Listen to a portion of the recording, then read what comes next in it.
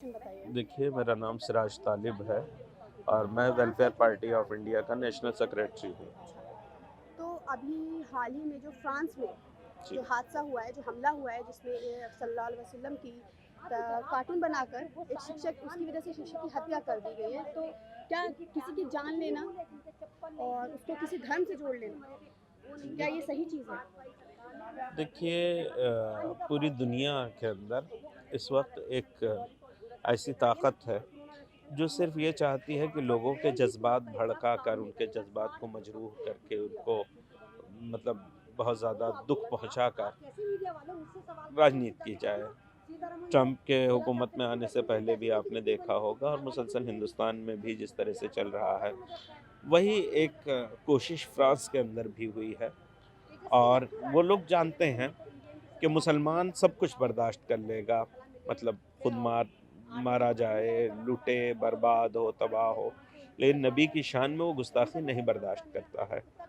वो किसी के खिलाफ बोलता नहीं है, किसी के देवी देवताओं के खिलाफ नहीं बोलेगा, किसी के भगवान के खिलाफ नहीं, लेकिन वो अपने पैगंबर के खिलाफ सुनना भी नहीं पसंद करता इसको है। लेकर प्रज्ञा ठाकुर का भी जो बयान आया है, आप उसको लेकर क्या कहेंगे, जो देखिए, उसके समर्थन में उन्होंने बोला प्रज्ञा है? कौन सी प्रज्ञा ठाकुर? वो प्रज्ञा ठाकुर जो आतंकवादी है, वो प्रज्ञा ठाकुर जिसके हाथ हजारों के खून में रंगे हुए हैं, जो बम ब्लास्ट करवाती है, वो प्रज्ञा ठाकुर जो गोडसे की का जिंदाबाद करती है, उसकी पूजा करती है, वो प्रज्ञा ठाकुर जिसको रोशनी से नफरत है। तो ये अंधकार में रहने वाले लोग इन्हें कब, ये अंधेरे में रहने वाले लोग रोशनी से डरते हैं। इनको नबी करीम सल्लल्लाहु अलैहि वसल्लम के नाम से वैसे ही बेचैनी होती है, क्योंकि इस दुनिया के अंदर हक, इंसाफ, शांति का मार्ग दिखाने वाले वो हैं।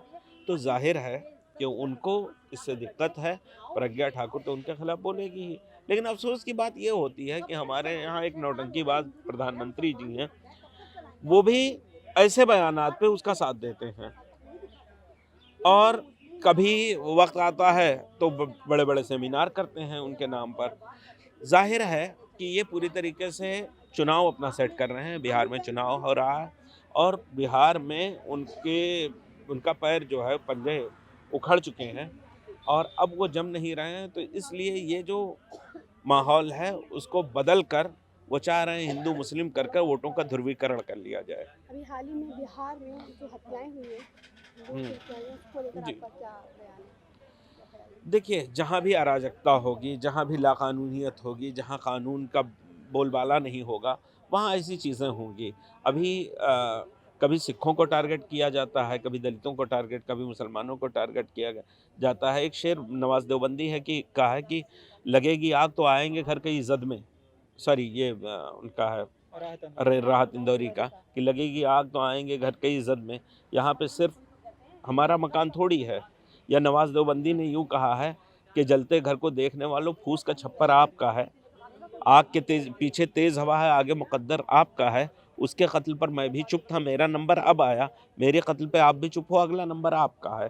तो यहाँ एक-एक करके सब पर तबाही आएगी, सब सारे लोग बर्बाद होंगे, मारे जाएँगे। चाहे वो कोई हिंदू के नाम पर नहीं बच पाएगा, कोई दलित के नाम पर नहीं बच पाएगा, कोई मुसलमान के नाम पर नहीं बच पाएगा। इसलिए ज़रूरत इस बात की है कि आप आवाज़ उठाइए। जब भी कोई ज़ुल्म हो, जब भी कोई ज़्यादती हो, तो आपको आवाज़ उठाना चाहिए। क्या क्या जो इस तरह की बयानबाजी हो रही है, नरेंद्र मोदी का भी हो, केंद्र सरकार का भी समर्थन है, तो क्या वो सांप्रदायिक दंगे भड़काने की कोशिश की जा रही है? देखिए, सांप्रदायिक दंगे, अगर इनको ये पता चल जाए कि दंगों से इनकी एक सरकार बन जाएगी, तो ये दंगे भड़काएँगे और भड़काते हैं। कई दंगे हुए देश के अंदर, 23,000 दंगे हुए हैं और दंगों के बलबूते पर पता नहीं कितनी सरकारें गिर गई, पता नहीं कितनी सरकारें बन गईं। ये करते हैं। जिस तरह से दंगे भड़काए जा रहे हैं, जिस तरह से नफरत फैलाई जा रही है और आए दिन कुछ ना कुछ, कभी आए दिन हमारे देश में बलात्कार होते हैं, कभी आए दिन हमारे देश में गौ हत्या के, गौ रक्षा के नाम पर गौ हत्याएं की जाती है, तो क्या लगता है आपको कि हमारे देश का जो भविष्य है वो किसी रोशनी की तरफ जा रहा है या किसी अंधकार की तरफ जा अंधकार रहा की है? तरफ जा रहा है, गर्त में जा रहा है, तबाह हो रहा है। आप देखिए ना कि यहाँ लोग, मज़दूर के पास मज़दूरी नहीं है, पैसे नहीं मिल रहे हैं उसको, भीख माँग कर लोग गुज़ारा कर रहे हैं। आपकी जीडीपी यानी बांग्लादेश से भी नीचे जा रही है, नेपाल से भी ख़राब आपके हालात हो रहे हैं। तो ये तो हमारे लिए शर्मनाक बात है। भारत को कहाँ लेकर जाएँगे, ये कुछ कहा ही नहीं जा सकता। जिस तरह की मानसिकता हमारे देश में है कि किसी को धार्मिक भावनाओं के नाम पे जान लेना, क्या ये वाक़ई एक राजनीतिक मुद्दा है या फिर कोई एक धार्मिक मुद्दा है या फिर ये हमारी मानसिकता पर सवाल उठाता है? देखिए, मज़हब नहीं सिखाता आपस में बैर रखना। कोई भी धर्म दुनिया का, वो किसी मानव की हत्या, अगर मानवता की हत्या, मानव की हत्या किसी धर्म में है तो वो धर्म नहीं होगा, और अगर धर्म है तो उसमें ऐसा नहीं होगा। तो ज़ाहिर है ये सिर्फ़ और सिर्फ़ अपने राजनीतिक लाभ के लिए, अपने राजनीतिक फ़ायदे के लिए ही लोगों को लड़ा रहे हैं, लोगों को मार रहे हैं, लोगों के अंदर एक तसादुम, एक फ़साद, एक दंगा पैदा कर रहे हैं। अभी सीएम योगी का बयान आया है कि जो फ्रांस को लेकर के जो है कठमुल्लों के आधार पर ये देश नहीं चलेगा, इसको आप क्या कहना चाहेंगे इस पर?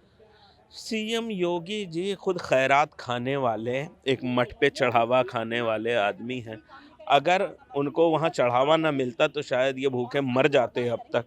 ये बताएँगे कि देश कैसे चलेगा, भारत को इनके जैसे लोगों को बताने की ज़रूरत है। भारत वो देश है जो नानक का देश है, भारत चिश्ती का देश है। हमारे पास बहुत सारे नज़ीर हैं कि देश को कैसे चलाना है। अम्बेडकर जी ने हमें बता दिया है, हमें किसी योगी आदित्यनाथ के बताने की ज़रूरत नहीं है।